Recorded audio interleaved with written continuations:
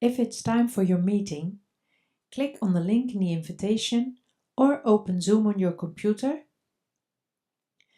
Click Join and enter the numbers that you can see at the end of the link. Notice that Zoom will remember the last 10 Zoom ID numbers you used, and you can access them easily by clicking on the right arrow here. You can rename yourself here as well, so add a prefix for your speaking language here if you want to attend an international meeting. If you will follow translation on an external channel and you don't want to hear the original Zoom sound, check Don't connect to audio. Press the blue Join button and you'll be brought to the meeting. First, be 100% sure that your microphone is muted. It needs to look like this, with the red stripe through the icon on the lower left of your screen. Then, choose a viewing mode. You can enter full screen, and speaker view spotlights the video of the person who is talking and shows a few thumbnails on the side.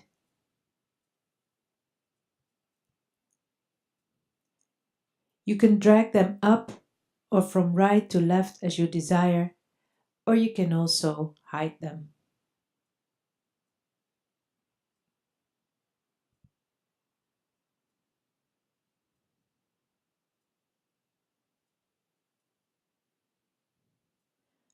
Gallery view will show you an overview of all participants, and with the arrows on the right and left you can browse through the pages in larger meetings.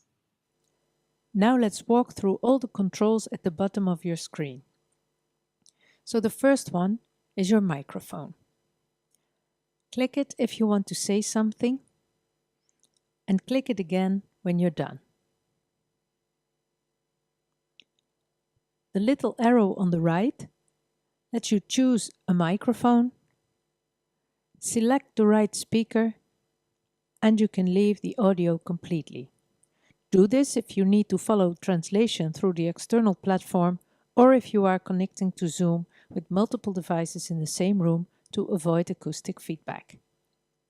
Next, you have the video control, which lets you start or stop your video, and the little arrow on the right lets you select the right camera, and video settings brings you to the general preferences window that we know from the previous video.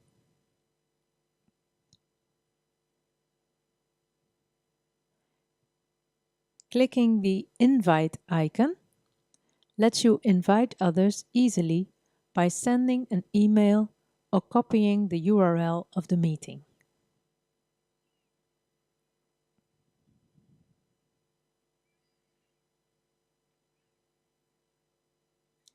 The participants icon will show you a list of all the participants present in the meeting and gives you the option to change your name.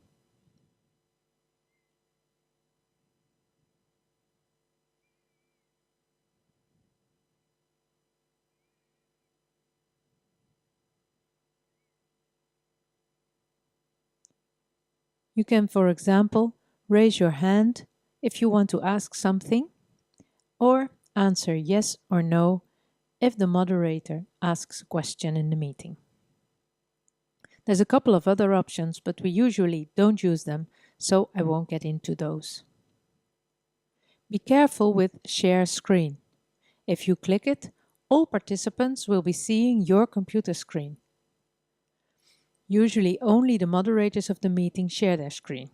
And if you accidentally shared screen, you can quit by pressing the little red tab above saying Stop Share. Chat will open the text chat window. You can leave a message or question to everyone,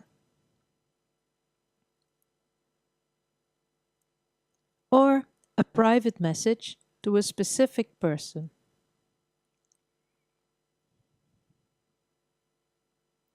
It's easy to mix these things up, so always pay attention who you are addressing before pressing Enter.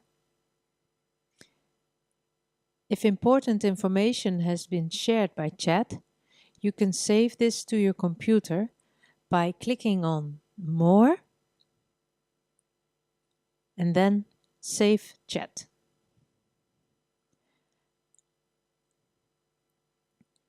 As you can see, it's also possible to share a file, but you won't probably need it unless you are hosting or moderating the meeting.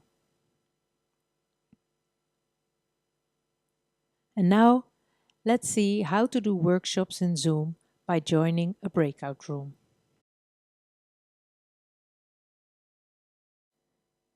To participate in the workshops, it's very important that you add a prefix to your name which shows the language or languages you will be able to speak during the workshop. This way, the Zoom host can assign you to the right breakout room. When it's time to start the workshop, the host will open the breakout rooms and this invitation window will pop up asking you to join. Click Join Breakout Room and you will be sent to the room of your language. Here, you will only meet women speaking your language. When the workshop is over, you will receive a notification that the breakout room will close in 60 seconds. You can either wait and let the last speaker finish her answer or return to the main room immediately by clicking Return to the main session.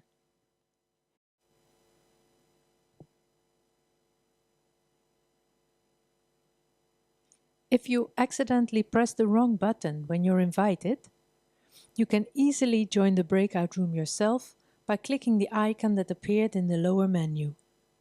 You can join the right breakout room from here.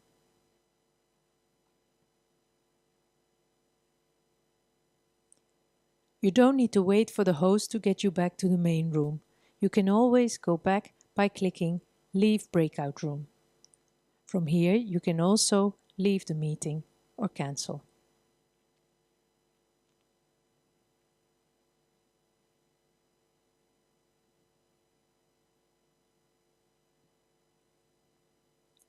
If you need help from the host, for example, because you're not in the right language room, you can ask for help and invite the host to join your room to answer your question.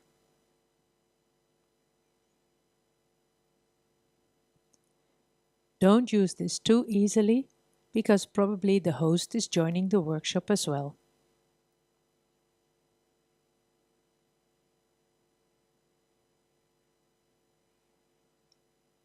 That's it. You're ready to attend your first meeting in Zoom.